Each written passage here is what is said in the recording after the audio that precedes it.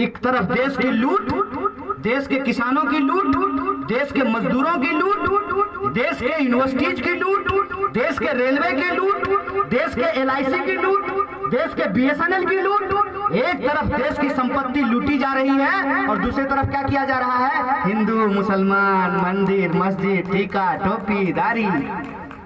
बताइए, इस देश के लोगों को यह समझना पड़ेगा कि हम गंभीर संकट से गुजर रहे हैं।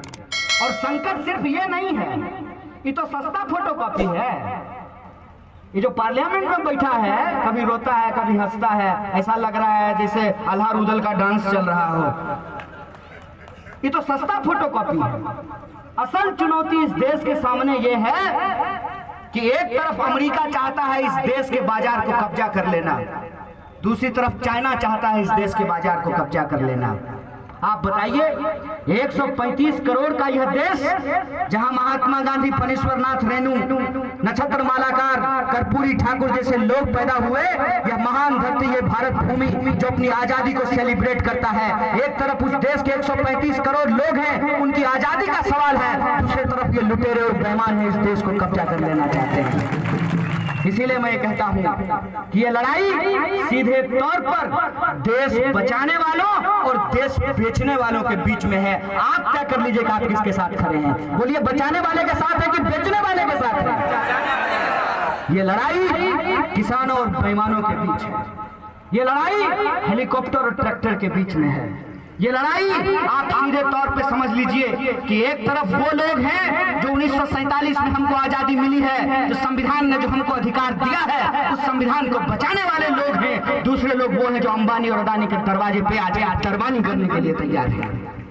आज इस लड़ाई में हर एक इंसान को अपनी पहचान को छोड़ करके एक भारतीय होने के तौर पे इस आंदोलन में शरीक होना चाहिए, उसको अपना समर्थन देना चाहिए, क्योंकि आने वाले वक्त में हम छोटी छोटी चीजों के लिए मोहताज हो जाएंगे।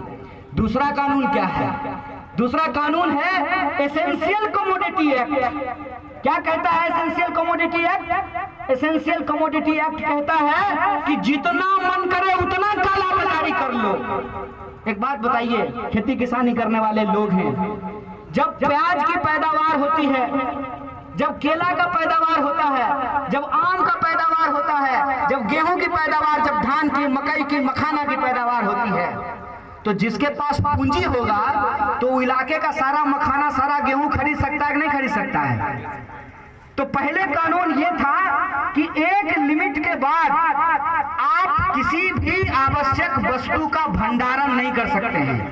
अगर आप भंडारण कीजिएगा तो दरोगा को ये पावर है कि जाकर के उसके ऊपर छापा मार सकता है। इसीलिए आप सुनते होंगे, जब प्याज 80 रुपए किलो हो जाता था तो प्याज के गोदाम पे छापा पड़ता था कि नहीं पड़ता था? और फिर प्याज का दाम घट करके 40 से 20 रुपए पहुंच जाता था। आज के डेट में इन्होंने काला बाजारी को कानूनी अमली जामा पहना दिया है। ये पूरा का पूरा लड़ाई, इसीलिए मैं कहता हूं कि सिर्फ किसान की लड़ाई नहीं है, ये इस देश के आम और आवाम की थाली में रोटी, नमक, प्याज, दाल रहेगा कि नहीं रहेगा, ये उसकी लड़ाई है। इस बात को हमको समझना चाहिए। इसीलिए इस लड़ाई को सिर्फ फार्मर के तौर पे नहीं, बल्कि इस देश में सिटीजन के तौर पे, कंज्यूमर के तौर पे हम लोगों को लड़ना पड़ेगा। बोलिए, इसके लिए आप तैयार हैं कि नहीं है? अगर आप तैयार हैं तो मैं आपको एक भरोसा दिलाना चाहता हूं। ठेकेदारी का जो ये कानून ये लेकर के आए हैं, 3 कानून है, याद रखिएगा। एक, मंडी समाप्त करने का कानून, दूसरा, किसानों के खेत को ठेका प्रथा पे देने का कानून, और तीसरा, जो आवश्यक वस्तु है उसके काला बाजारी को बचाने का, ये 3 कानून है।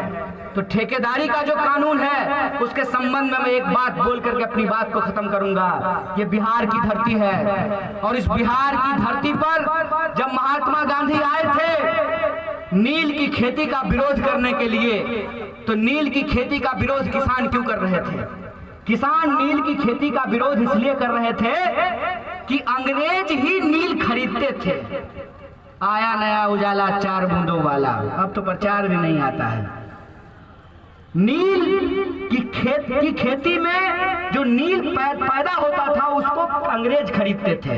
अब आप मुझे बताइए कि हम अपने खेत में नील उगा लिए हैं और अंग्रेज अफसर कहेगा कि हम तुमको 1 रुपया देंगे, तो हम उस नील का क्या करेंगे? नील खा सकते हैं क्या? नील खा तो नहीं सकते हैं, तो हमको मजबूरी में 1 रुपया में ही अंग्रेज को बेचना पड़ेगा। कुछ सालों के बाद किसानों को यह एहसास हुआ कि ये अंग्रेज हमसे जबरदस्ती नील का खेती कराते हैं और ये नील हम इनके पास ही बेचने के लिए मजबूर हैं, और इस मजबूरी का फायदा उठा करके ये हमारा शोषण करते हैं। तो चंपारण के इलाकों में किसानों ने यह तय किया कि हम नील की खेती अपने खेत पे करना बंद कर देंगे। तो अंग्रेजों ने कहा कि तुमको नील की खेती अपने खेत पे करनी ही होगी। किसानों ने कहा कि हम नील की खेती नहीं करेंगे, नील अगर तुम नहीं लेते हो तो हम और किसी के पास बेच नहीं सकते हैं, लेकिन अगर अपने खेत पे हम धान उगाएंगे तो तुम अगर हमारा धान नहीं लोगे तो हम चूरा कूट करके खा लेंगे, हम चावल बना करके खा लेंगे। ये फर्क आप समझिए।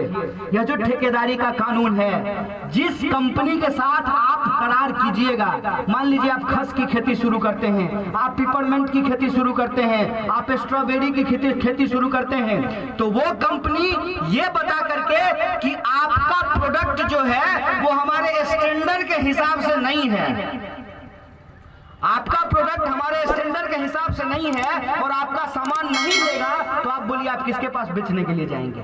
तो मजबूरी में कम दाम पे आपको उसी कंपनी को अपना सामान आपको बेचना पड़ेगा।